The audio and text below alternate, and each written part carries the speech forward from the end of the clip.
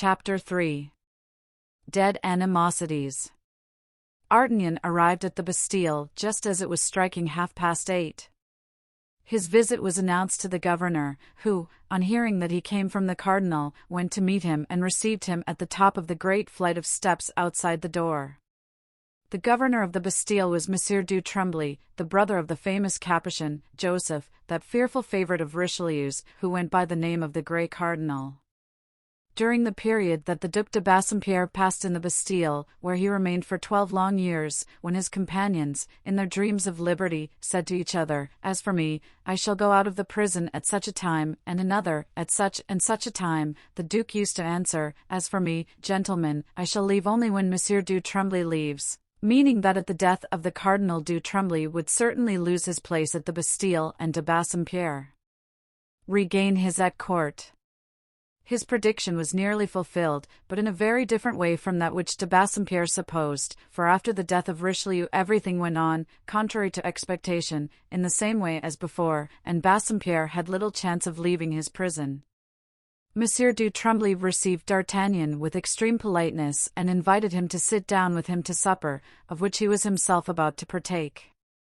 "I should be delighted to do so," was the reply, "but if I am not mistaken, the words 'in haste' are written on the envelope of the letter which I brought." "You are right," said du Tremblay. "Halloo, Major! Tell them to order number 25 to come downstairs." The unhappy wretch who entered the Bastille ceased, as he crossed the threshold, to be a man, he became a number.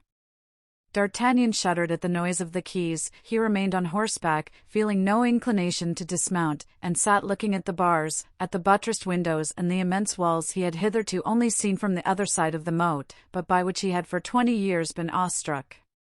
A bell resounded. "I must leave you," said du Tremblay. "I am sent for to sign the release of a prisoner." "I shall be happy to meet you again, sir." "May the devil annihilate me if I return thy wish," murmured D'Artagnan, smiling as he pronounced the imprecation. "I declare I feel quite ill after only being 5 minutes in the courtyard." Go to. I would rather die on straw than hoard up 1,000 a year by being governor of the Bastille." He had scarcely finished this soliloquy before the prisoner arrived. On seeing him, D'Artagnan could hardly suppress an exclamation of surprise. The prisoner got into the carriage without seeming to recognize the musketeer. "Gentlemen," thus D'Artagnan addressed the 4 musketeers, "I am ordered to exercise the greatest possible care in guarding the prisoner, and since there are no locks to the carriage, I shall sit beside him. Monsieur de Lillebonne, lead my horse by the bridle, if you please." As he spoke he dismounted, gave the bridle of his horse to the musketeer, and placing himself by the side of the prisoner said, in a voice perfectly composed, to the Palais Royal, at full trot. The carriage drove on, and D'Artagnan, availing himself of the darkness in the archway under which they were passing, threw himself into the arms of the prisoner. "Rochefort," he exclaimed, "you! Is it you, indeed? I am not mistaken?" "D'Artagnan," cried Rochefort. "Ah! My poor friend," resumed D'Artagnan, "not having seen you for 4 or 5 years, I concluded you were dead." "I'faith," said Rochefort, "there's no great difference, I think, between a dead man and one who has been buried alive. Now I have been buried alive, or very nearly so." "And for what crime are you imprisoned in the Bastille? Do you wish me to speak the truth?" "Yes." "Well, then, I don't know. Have you any suspicion of me, Rochefort?" "No." "On the honor of a gentleman, but I cannot be imprisoned for the reason alleged. It is impossible." "What reason?" asked D'Artagnan. "For stealing." "For stealing? You, Rochefort? You are laughing at me." "I understand. You mean that this demands explanation, do you not?" "I admit it." "Well, this is what actually took place. One evening after an orgy in Reinard's apartment at the Tuileries with the Duc de Harcourt, Fontrailles, de Reuze and others, the Duc de Harcourt proposed that we should go and pull cloaks on the Pont Neuf, that is, you know, a diversion which the Duc d'Orléans made quite the fashion. Were you crazy, Roquefort? At your age? No, I was drunk. And yet, since the amusements seemed to me rather tame, I proposed to Chevalier de Ruz that we should be spectators instead of actors, and, in order to see to advantage, that we should mount the bronze horse. No sooner said than done. Thanks to the spurs, which served as stirrups, in a moment we were perched upon the croup, we were well placed and saw everything. 4 or 5 cloaks had already been lifted, with a dexterity without parallel, and not one of the victims had dared to say a word, when some fool of a fellow, less patient than the others, took it into his head to cry out, "Guard," and drew upon us a patrol of archers. Duc de Harcourt, Fontrailles, and the others escaped. De Ruz was inclined to do likewise, but I told him they wouldn't look for us where we were. He wouldn't listen, put his foot on the spur to get down, the spur broke, he fell with a broken leg, and, instead of keeping quiet, took to crying out like a gallows bird. I then was ready to dismount, but it was too late. I descended into the arms of the archers. They conducted me to the Châtelet, where I slept soundly, being very sure that on the next day I should go forth free. The next day came and passed, the day after, a week. I then wrote to the cardinal. The same day they came for me and took me to the Bastille. That was 5 years ago. Do you believe it was because I committed the sacrilege of mounting en croupe behind Henry IV?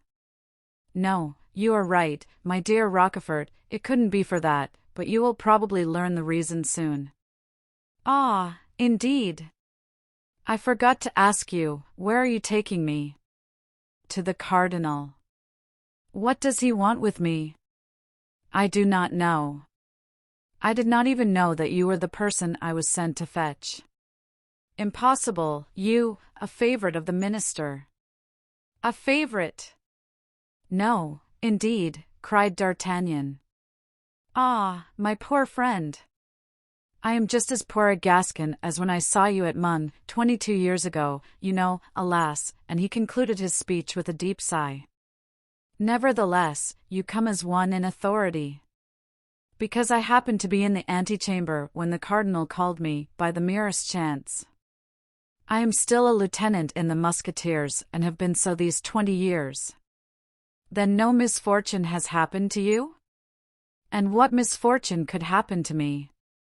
To quote some Latin verses I have forgotten, or rather, never knew well, the thunderbolt never falls on the valleys, and I am a valley, dear Roquefort, one of the lowliest of the low. Then Mazarin is still Mazarin? The same as ever, my friend. It is said that he is married to the Queen. Married? If not her husband, he is unquestionably her lover. You surprise me. Rebuff Buckingham and consent to Mazarin. Just like the women, replied D'Artagnan, coolly. Like women, not like queens. Egad! Queens are the weakest of their sex when it comes to such things as these. And M. de Beaufort, is he still in prison? Yes. Why? Oh, nothing, but that he might get me out of this, if he were favorably inclined to me. You are probably nearer freedom than he is, so it will be your business to get him out. And, said the prisoner, what talk is there of war with Spain? With Spain, no, answered D'Artagnan, but Paris. What do you mean? Cried Roquefort. Do you hear the guns, pray? The citizens are amusing themselves in the meantime. And do you really think that anything could be done with these bourgeois? Yes, they might do well if they had any leader to unite them in one body. How miserable not to be free! Don't be downcast. Since Mazarin has sent for you, it is because he wants you. I congratulate you. Many a long year has passed since anyone has wanted to employ me, so you see in what a situation I am. Make your complaints known, that's my advice. Listen, Roquefort, let us make a compact. We are friends, are we not? Egad! I bear the traces of our friendship, 3 slits or slashes from your sword. Well, if you should be restored to favor, don't forget me. On the honor of a Roquefort, but you must do the like for me. there's my hand, I promise. Therefore, whenever you find any opportunity of saying something in my behalf, I shall say it, and you? I shall do the same. Apropos, are we to speak of your friends also, Athos, Porthos, and Aramis? Or have you forgotten them? Almost. What has become of them? I don't know, we separated, as you know. They are alive, that's all that I can say about them. From time to time I hear of them indirectly, but in what part of the world they are, devil take me if I know. No, on my honor, I have not a friend in the world but you, Rochefort. And the illustrious, what's the name of the lad whom I made a sergeant in Piedmont's regiment? Planchet. The illustrious Planchet. What has become of him? I shouldn't wonder if he were at the head of the mob at this very moment. He married a woman who keeps a confectioner's shop in the Rue de Lombards, for he's a lad who is always fond of sweetmeats. He's now a citizen of Paris. You'll see that queer fellow will be a sheriff before I shall be a captain. Come, dear D'Artagnan, look up a little. Courage! It is when one is lowest on the wheel of fortune that the merry-go-round wheels and rewards us. This evening your destiny begins to change. Amen, exclaimed D'Artagnan, stopping the carriage. What are you doing? Asked Rochefort. We are almost there, and I want no one to see me getting out of your carriage. We are supposed not to know each other. You are right. Adieu. Au revoir. Remember your promise. In 5 minutes, the party entered the courtyard and D'Artagnan led the prisoner up the great staircase and across the corridor and antechamber. As they stopped at the door of the cardinal's study, D'Artagnan was about to be announced when Rochefort slapped him on his shoulder. D'Artagnan, let me confess to you what I've been thinking about during the whole of my drive, as I looked out upon the parties of citizens who perpetually crossed our path and looked at you and your 4 men with fiery eyes. Speak out, answered D'Artagnan. I had only to cry out help, for you and for your companions to be cut to pieces, and then I should have been free. Why didn't you do it? Asked the lieutenant. Come, come, cried Rochefort. Did we not swear friendship? Ah! Had anyone but you been there, I don't say, D'Artagnan bowed. Is it possible that Rochefort has become a better man than I am? He said to himself. And he caused himself to be announced to the minister. Let M. de Rochefort enter, said Mazarin eagerly, on hearing their names pronounced, and beg M. D'Artagnan to wait, I shall have further need of him. These words gave great joy to D'Artagnan. As he had said, it had been a long time since anyone had needed him, and that demand for his services on the part of Mazarin seemed to him an auspicious sign. Rochefort, rendered suspicious and cautious by these words, entered the apartment, where he found Mazarin sitting at the table, dressed in his ordinary garb and as one of the prelates of the church, his costume being similar to that of the abbés in that day, excepting that his scarf and stockings were violet. As the door was closed, Rochefort cast a glance toward Mazarin, which was answered by one, equally furtive, from the minister. There was little change in the cardinal, still dressed with sedulous care, his hair well arranged and curled, his person perfumed. He looked, owing to his extreme taste in dress, only half his age. But Rochefort, who had passed 5 years in prison, had become old in the lapse of a few years. The dark locks of this estimable friend of the defunct Cardinal Richelieu were now white, the deep bronze of his complexion had been succeeded by a mortal pallor which betokened debility. As he gazed at him, Mazarin shook his head slightly, as much as to say, "This is a man who does not appear to me fit for much." After a pause, which appeared an age to Rochefort, Mazarin took from a bundle of papers a letter, and showing it to the Count, he said, "I find here a letter in which you sue for liberty, Monsieur de Rochefort." "You are in prison, then?"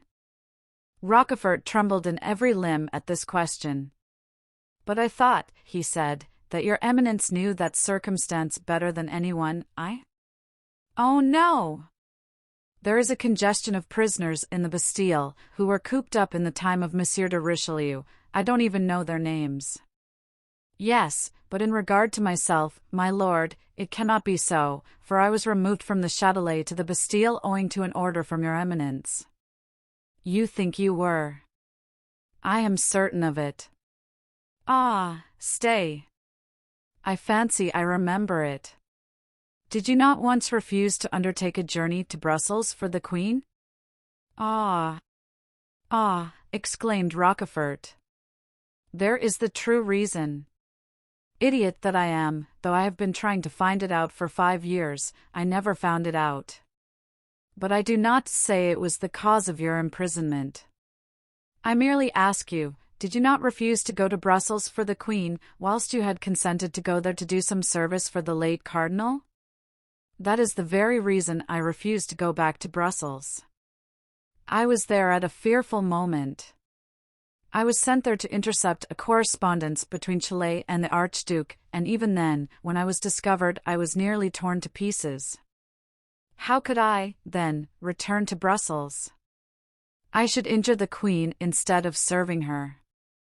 Well, since the best motives are liable to misconstruction, the Queen saw in your refusal nothing but a refusal, a distinct refusal. She had also much to complain of you during the lifetime of the late Cardinal. Yes, Her Majesty the Queen. Rochefort smiled contemptuously. Since I was a faithful servant, my lord, to Cardinal Richelieu during his life, it stands to reason that now, after his death, I should serve you well, in defiance of the whole world. With regard to myself, Monsieur de Rochefort, replied Mazarin, I am not, like Monsieur de Richelieu, all-powerful. I am but a minister, who wants no servants, being myself nothing but a servant of the Queen's. Now, the Queen is of a sensitive nature. Hearing of your refusal to obey her, she looked upon it as a declaration of war, and as she considers you a man of superior talent, and consequently dangerous, she desired me to make sure of you. That is the reason of your being shut up in the Bastille. But your release can be managed. You are one of those men who can comprehend certain matters and, having understood them, can act with energy. Such was Cardinal Richelieu's opinion, my lord. The Cardinal, interrupted Mazarin, was a great politician and therein shone his vast superiority over me. I am a straightforward, simple man, that's my great disadvantage. I am of a frankness of character quite French. Rochefort bit his lips in order to prevent a smile. Now to the point. I want friends, I want faithful servants. When I say I want, I mean the Queen wants them. I do nothing without her commands, pray understand that, not like Monsieur de Richelieu, who went on just as he pleased. So I shall never be a great man, as he was, but to compensate for that, I shall be a good man, Monsieur de Rochefort, and I hope to prove it to you. Rochefort knew well the tones of that soft voice, in which sounded sometimes a sort of gentle lisp, like the hissing of young vipers. I am disposed to believe your Eminence, he replied, though I have had but little evidence of that good nature of which your Eminence speaks.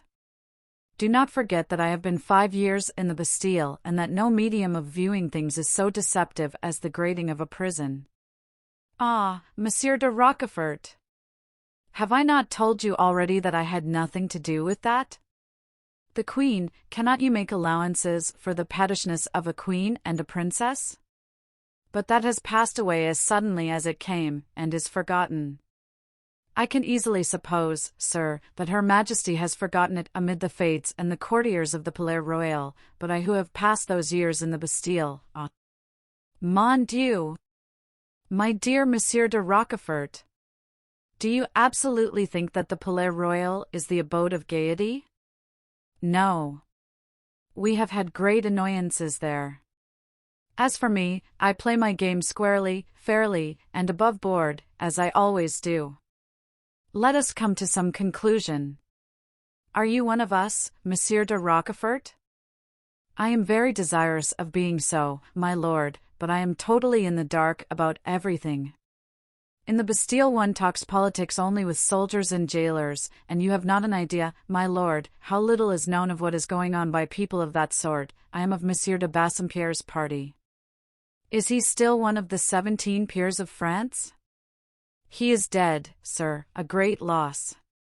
His devotion to the Queen was boundless, men of loyalty are scarce. I think so, forsooth, said Rochefort, and when you find any of them, you march them off to the Bastille. However, there are plenty in the world, but you don't look in the right direction for them, my lord. Indeed. Explain to me. Ah. My dear Monsieur de Rochefort, how much you must have learned during your intimacy with the late Cardinal. Ah. He was a great man. Will your Eminence be angry if I read you a lesson? Never. You know you may say anything to me. I try to be beloved, not feared. Well, there is on the wall of my cell, scratched with a nail, a proverb, which says, like master, like servant. Pray, what does that mean? It means that Monsieur de Richelieu was able to find trusty servants, dozens and dozens of them. The point aimed at by every poniard. Richelieu, who passed his life in warding off blows which were forever aimed at him. But he did ward them off, said de Rochefort, and the reason was, that though he had bitter enemies he possessed also true friends. I have known persons, he continued, for he thought he might avail himself of the opportunity of speaking of D'Artagnan, who by their sagacity and address have deceived the penetration of Cardinal Richelieu, who by their valor have got the better of his guards and spies, persons without money, without support, without credit, yet who have preserved to the crowned head its crown and made the cardinal crave pardon. But those men you speak of, said Mazarin, smiling inwardly on seeing Rochefort approach the point to which he was leading him, those men were not devoted to the cardinal, for they contended against him. No, in that case they would have met with more fitting reward. They had the misfortune to be devoted to that very queen for whom just now you were seeking servants. But how is it that you know so much of these matters? I know them because the men of whom I speak were at that time my enemies, because they fought against me, because I did them all the harm I could and they returned it to the best of their ability, because one of them, with whom I had most to do, gave me a pretty sword thrust, now about 7 years ago, the third that I received from the same hand, it closed an old account. Ah, said Mazarin, with admirable suavity, could I but find such men. My lord, there has stood for 6 years at your very door a man such as I describe, and during those 6 years he has been unappreciated and unemployed by you. Who is it? It is Monsieur d'Artagnan. That Gascon, cried Mazarin, with well-acted surprise. That Gascon has saved a queen and made Monsieur de Richelieu confess that in point of talent, address and political skill, to him he was only a tyro. Really? It is as I have the honor of telling it to your excellency. Tell me a little about it, my dear Monsieur de Rochefort. That is somewhat difficult, my lord, said Rochefort, with a smile. Then he will tell it me himself. I doubt it, my lord. Why do you doubt it? Because the secret does not belong to him, because, as I have told you, it has to do with a great queen. And he was alone in achieving an enterprise like that? No, my lord, he had 3 colleagues, 3 brave men, men such as you were wishing for just now. And were these 4 men attached to each other, true in heart, really united? As if they had been one man, as if their 4 hearts had pulsated in one breast. You pique my curiosity, dear Rochefort, pray tell me the whole story. That is impossible, but I will tell you a true story, my lord. Pray do so, I delight in stories, cried the cardinal. Listen, then, returned Rochefort, as he spoke endeavoring to read in that subtle countenance the cardinal's motive. Once upon a time there lived a queen, a powerful monarch, who reigned over one of the greatest kingdoms of the universe, and a minister, and this minister wished much to injure the queen, whom once he had loved too well. Do not try, my lord, you cannot guess who it is, all this happened long before you came into the country where this queen reigned. There came to the court an ambassador so brave, so magnificent, so elegant, that every woman lost her heart to him, and the queen had even the indiscretion to give him certain ornaments so rare that they could never be replaced by any like them. As these ornaments were given by the king, the minister persuaded his majesty to insist upon the queen's appearing in them as part of her jewels at a ball which was soon to take place. There is no occasion to tell you, my lord, that the minister knew for a fact that these ornaments had sailed away with the ambassador, who was far away, beyond seas. This illustrious queen had fallen low as the least of her subjects, fallen from her high estate. Indeed. Well, my lord, 4 men resolved to save her.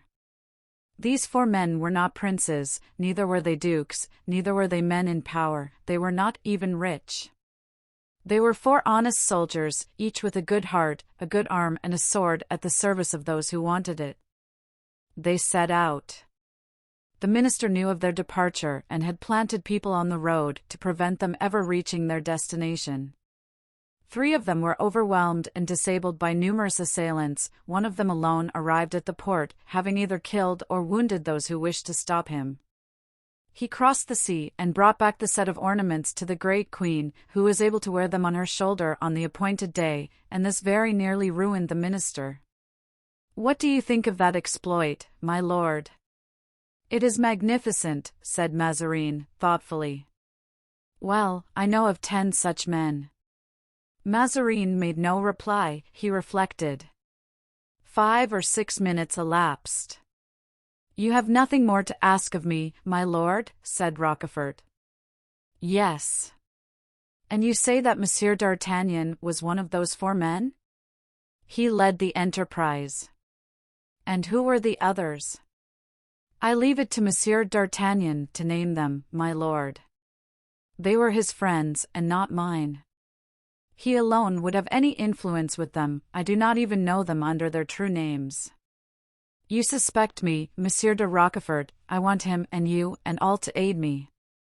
Begin with me, my lord, for after 5 or 6 years of imprisonment it is natural to feel some curiosity as to one's destination.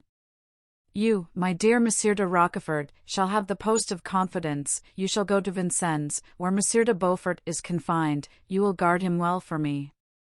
Well, what is the matter?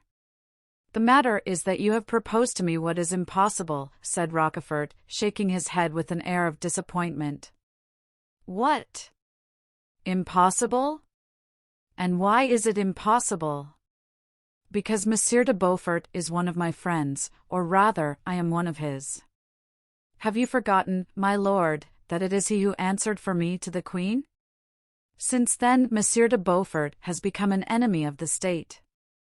That may be, my lord, but since I am neither king nor queen nor minister, he is not my enemy, and I cannot accept your offer. This, then, is what you call devotion. I congratulate you. Your devotion does not commit you too far, Monsieur de Rochefort. And then, my lord, continued Rochefort, you understand that to emerge from the Bastille in order to enter Vincennes is only to change one's prison. Say at once that you are on the side of Monsieur de Beaufort, that will be the most sincere line of conduct, said Mazarin. My lord, I have been so long shut up, that I am only of one party, I am for fresh air. Employ me in any other way, employ me even actively, but let it be on the high roads. My dear Monsieur de Rochefort, Mazarin replied in a tone of raillery, you think yourself still a young man, your spirit is that of the phoenix, but your strength fails you. Believe me, you ought now to take a rest. Here. You decide, then, nothing about me, my lord? On the contrary, I have come to a decision. Bernouin came into the room. Call an officer of justice, he said, and stay close to me, he added, in a low tone. The officer entered. Mazarin wrote a few words, which he gave to this man, then he bowed. Adieu, Monsieur de Rochefort, he said. Rochefort bent low. I see, my lord, I am to be taken back to the Bastille. You are sagacious. I shall return thither, my lord, but it is a mistake on your part not to employ me. You? The friend of my greatest foes? Don't suppose that you are the only person who can serve me, Monsieur de Rochefort. I shall find many men as able as you are. I wish you may, my lord, replied de Rochefort. He was then reconducted by the little staircase, instead of passing through the antechamber where D'Artagnan was waiting. In the courtyard, the carriage and the 4 musketeers were ready, but he looked around in vain for his friend. "Ah," he muttered to himself, "this changes the situation, and if there is still a crowd of people in the streets we will try to show Mazarin that we are still, thank God, good for something else than keeping guard over a prisoner," and he jumped into the carriage with the alacrity of a man of 25.